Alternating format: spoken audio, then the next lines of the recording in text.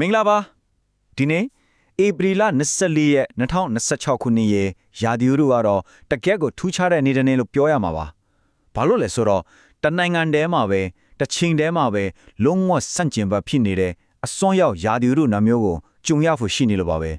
ကဲဒီမှာကြည့်လိုက်တာနဲ့ရှင်းနေတာပဲနော်မြန်မာနိုင်ငံရဲ့ရာသီဥတုကနှစ်ချမ်းကွဲနေသလိုပါပဲအလဲပိုင်းဒေသတွေမှာဆိုရင်အပူငရဲလိုတောင်တင်စားရလောက်ပူပြင်းနေတဲ့အချိန်မှာမြောက်ပိုင်းဒေသတွေမှာတော့ကင်းထန်တဲ့မိုးကြိုးမုန်တိုင်းတွေကဝင်ရောက်ဖို့အသင့်ဖြစ်နေပါတယ်လုံးဝကိုစန့်ကျင်ဘက်အခြေအနေနှစ်ခုပေါ့ကဲအရင်ဆုံးလူအများစုကိုတက်ရောက်မှုရှိမဲ့အန်ဒီရဲ့အပူလိုင်းအကြောင်းကိုအရင်ဆုံးပြောကြည့်ကြရအောင်အရေးကြီးဆုံးတတိထားမှာကဒီနေ့အပူချိန်ဟာမနေ့ကတည်းကတောင်ပိုပြီးပြင်းထန်လာနိုင်တယ်ဆိုတဲ့အချက်ပါပဲ45ဒီဂရီစင်တီဂရိတ်ဟုတ်ပါတယ်အပူရှင်အပြင်းထန်ဆုံးနေရာတွေမှာအမြင့်ဆုံးပူချိန်45ဒီဂရီထိရောက်သွားနိုင်တယ်လို့ခန့်မှန်းထားပါတယ်ဒါကတာမန်အပူချိန်တစ်ခုမဟုတ်တော့ပါဘူးလူရဲ့ကျန်းမာရေးကိုပြင်းပြင်းထန်ထန်ထိခိုက်စေနိုင်တဲ့အန်ဒီအဆင့်ကိုရောက်နေပြီဆိုတဲ့တတိပေးချက်တစ်ခုပါပဲ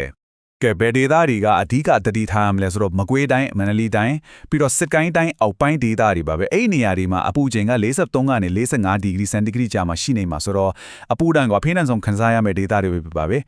အပူချင်းနည်းနည်းလျော့တဲ့ရန်ကုန်နဲ့အေယာဝတီတိုင်းလိုနေရာတွေမှာတော့ဘေးကင်းပြီလားဆိုတော့အဲ့လိုလည်းမဟုတ်ပြန်ဘူးဗျ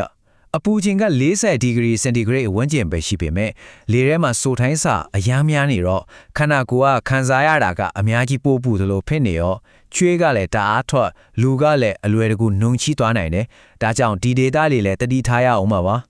ဒီလိုအလွန်အမင်းပူတာတဲ့အန်ဒရာအကြီးဆုံးနောက်ဆက်တွေကတော့ heat stroke အပူလက်ချင်းပါပဲဒါကိုတာမန်ဖျားနာတာလိုမျိုးလုံးဝသဘောထားလို့မရပါဘူးအသက်အန္တရာယ်ရှိနိုင်တဲ့အရေးပေါ်ကျန်းမာရေးအခြေအနေတစ်ခုပါအထူးသဖြင့်ကလေးငယ်တွေနဲ့တက်ကြီးရွယ်အိုတွေကအန္တရာယ်ပုံများတဲ့အတွက်အထူးဂရုစိုက်ဖို့လိုပါတယ်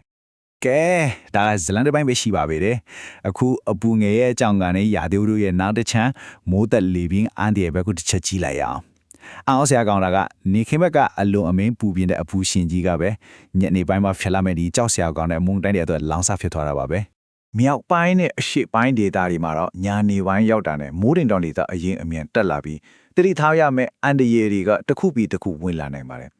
ဥပမာမိုးတချုံပြီးမိုးကြိုပစ်တာမိုးတီးတွေကြွေကြတာပြီးတော့ရုတ်တရက်အရှိန်နဲ့ဝင်တိုင်းမဲ့လေပြင်းတွေပေါ့တနာရီမိုင်40လေတိုင်းနှုန်းကမိုင်40အထိပြင်းထန်နိုင်တယ်ဆိုတာကတော့တော်တော်လေးကိုတတိထားရမယ့်အခြေအနေပါဒီလောက်အရှင်ဆိုရင်မခိုင်ခန့်တဲ့အဆောက်အုံတွေအင်ကာမိုးတွေဆိုင်းဘုတ်တွေကတော့အလွယ်တကူလမ်းထွက်ခွာနိုင်ပါတယ်ကဲအခုစိန်နော်ကိုနေထိုင်ရာဒေသအလိုက်အခြေအနေဒီဘယ်လိုရှိနိုင်မလဲဆိုတာကိုအသေးစိတ်ခွဲခြမ်းကြည့်လိုက်ကြရအောင်ကဲကိုဒေတာမှာရောအချီနေကဘယ်လိုထွေးနိုင်မလဲတစ်ချက်ကြည့်လိုက်ကြစို့ဒီဇယားကိုကြည့်လိုက်ရင်ဒီနေ့ရဲ့ယာဒီဥတို့ခြားနာမှုကိုရှင်းရှင်းလင်းလင်းမြင်နိုင်ပါတယ်မန္တလေးနဲ့မကွေးမှာ45ဒီဂရီနဲ့အလွန်ပူပြင်းနေချိန်မှာခချင်းနဲ့ရှမ်းပြည်နယ်ဘက်မှာလာအပူချိန်30ကျော်လောက်ပဲရှိပြီးမိုးထစ်ချုံမဲ့အခြေအနေကိုပြောင်းထားတာတွေ့ရမှာပါအောက်ပတ်ရန်ကုန်ပဲခူးကတော့ပူပြီးစိုးထိုင်းစာများမယ်တနင်္သာရီဘက်ကတော့နေရာကွက်ချားမွေးတွေရှိနေပါတယ်ကဲအရေးကြီးဆုံးအပိုင်းကိုရောက်လာပါပြီဒီလိုအဆုံးရောက်တဲ့ယာဒီဥတုနှစ်ခုကိုဘလို့ဘေးကင်းအောင်ဖျက်ကျော်မလဲဆိုတဲ့လက်တွေ့ကြတဲ့လမ်းညွှန်ချက်လေးတွေကိုကြည့်လိုက်ကြအောင်